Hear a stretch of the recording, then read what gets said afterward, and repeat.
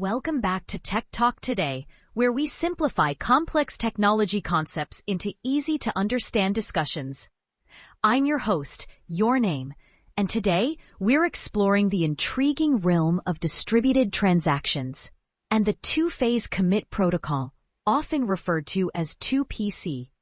Whether you're a tech enthusiast or just curious about how transactions function across multiple systems, you're in the right place.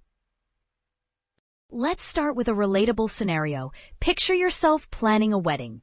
There are so many elements to coordinate: the venue, the caterer, the photographer, and of course, the officiant. Each of these components can be seen as a participant in a distributed transaction.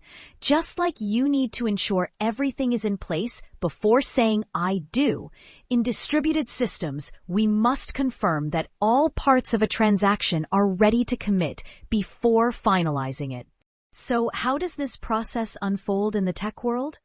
When an application wants to begin a distributed transaction, it first requests a globally unique transaction ID from a coordinator. Think of this ID as your wedding planner's checklist, crucial for keeping everything organized. The application then initiates a single node transaction on each participant, attaching that unique transaction ID.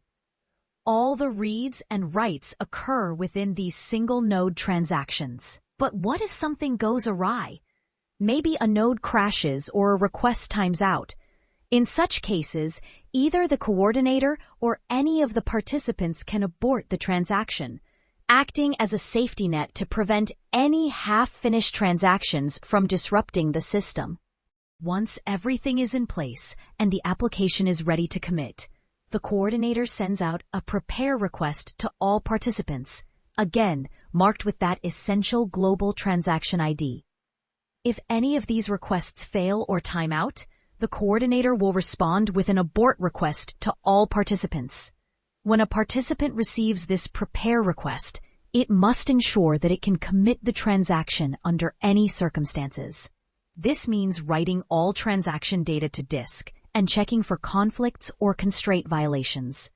By responding yes, the participant is indicating that it's ready to commit later, but it hasn't actually committed yet. It's akin to saying, "I'm ready to say I do, but not just yet." Now here's where it gets interesting.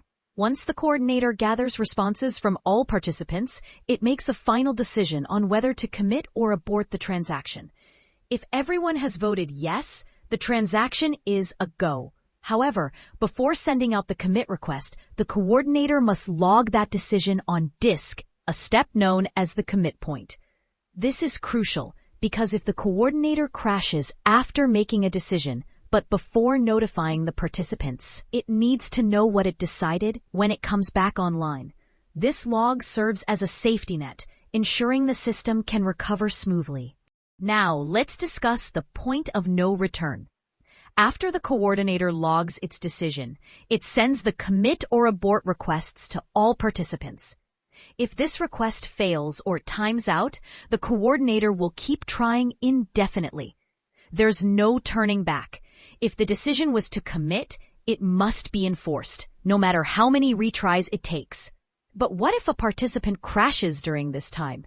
When it recovers, if it had voted yes, it cannot refuse to commit. This is the essence of the two-phase commit protocol. It guarantees atomicity, meaning that all parts of the transaction either commit or none do. Returning to our wedding analogy, before you say "I do," you can back out if you change your mind. But once you've said it, that's final. Similarly, in 2PC, once a participant votes yes, it can't unilaterally abort. It must wait for the coordinator's final decision. But what happens if the coordinator crashes after participants have voted yes? We enter a state of uncertainty, known as in doubt. In this situation, the only way to resolve the doubt is for the coordinator to recover. This is why it's vital for the coordinator to log its decision before sending out requests.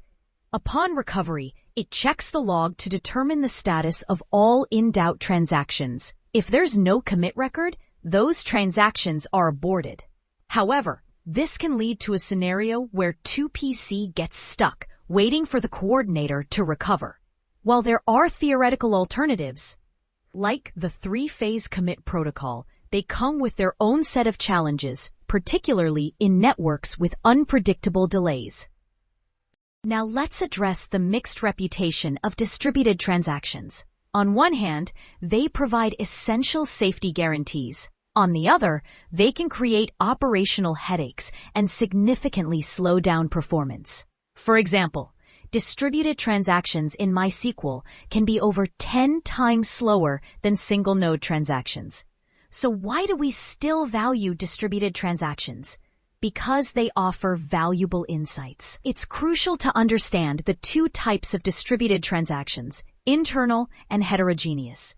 Internal transactions occur within the same database technology, while heterogeneous transactions span different technologies. The challenge with heterogeneous transactions lies in ensuring atomic commit across various systems. For instance, if you're processing a message from a message broker and updating a database, you want both actions to be committed together. If one fails, the other should roll back to maintain consistency. In conclusion, while distributed transactions, especially through the two-phase commit protocol, can be intricate and sometimes problematic, they play a vital role in preserving data integrity across systems. Grasping these concepts not only aids in troubleshooting, but also in designing more robust systems. That wraps up today's episode. I hope you found this exploration of distributed transactions enlightening. If you have questions or want to share your thoughts, feel free to reach out on our social media or website. Don't forget to subscribe for more tech insights, and until next time, keep exploring the fascinating world of technology.